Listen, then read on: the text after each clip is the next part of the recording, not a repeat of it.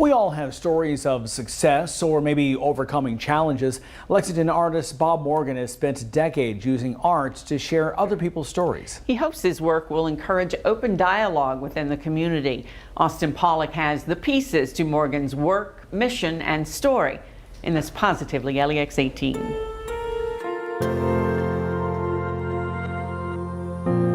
like stuff that gets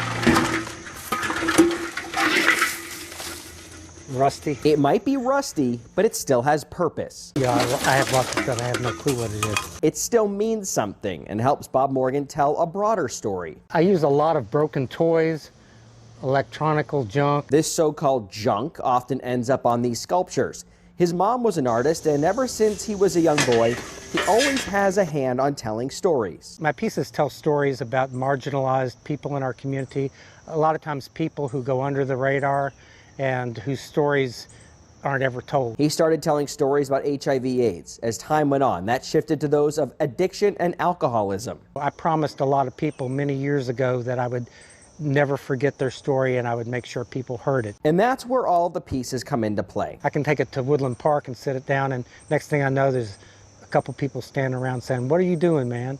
You know, and then I say, "Oh, I'm an artist." That first conversation sometimes helps break the ice. I tell them stories about my art, and then I ask them stories about themselves, and they open up to me and we have a meaningful dialogue. That meaningful dialogue where people can connect, just like pieces on a sculpture, sometimes it helps people find someone who just gets them. When I talk to young addicts, I know their story because I've lived it. Today, Morgan has been clean and sober for more than 30 years. Yeah, I struggled with years of addiction.